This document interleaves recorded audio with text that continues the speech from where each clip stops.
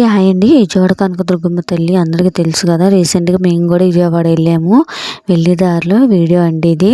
Highway మీద వెళ్ళాము. ఖమ్మం నుంచి డైరెక్ట్ విజయవాడ బస్సు ఉందన్నమాట. సో మేము 6కి బస్సు ఎక్కామండి. మేము దిగేసరికి 9 అవుతుంది. సో మేము వెళ్ళే దారిలో పరిటాల శ్రీ ఆంజనేయ స్వామి విగ్రహం ఉందండి. సూపర్గా ఉంది. మీరు ఎప్పుడైనా విజిట్ చేశారేమో నాకు కామెంట్ సెక్షన్లో కామెంట్ చేయండి. మేము ఇది సెకండ్ టైం అండి విజయవాడ వెళ్ళటం. ఫస్ట్ మా పాప పుట్టిన తర్వాత వెళ్తే మేము మగ పిల్లగాడు పుడితే మళ్ళీ వస్తామని మొక్కుకున్నాం. అలాగే ఈరోజు విజయవాడ వెళ్ళామండి. అయితే ఈ ఏరియా ఎంతమంది తెలుసో కామెంట్ సెక్షన్లో కామెంట్ చేయండి. విజయవాడ కనకదుర్గమ్మ తల్లి దర్శనం బాగా జరిగిందండి. మా వారికి మా సిస్టర్ వాళ్ళ బాబుకి వెంట్రుకలు అక్కడే సమర్పించుకున్నామండి. అలాగే మీరు ఎంతమంది విజయవాడ కనకదుర్గమ్మ దర్శనం చేసుకున్నారో కూడా నాకు కామెంట్ సెక్షన్లో కామెంట్ చేయండి. చూసారు కదా బస్సులు ఎన్ని ఉన్నాయి. విజయవాడ అంటేనే సూపర్ అబ్బా.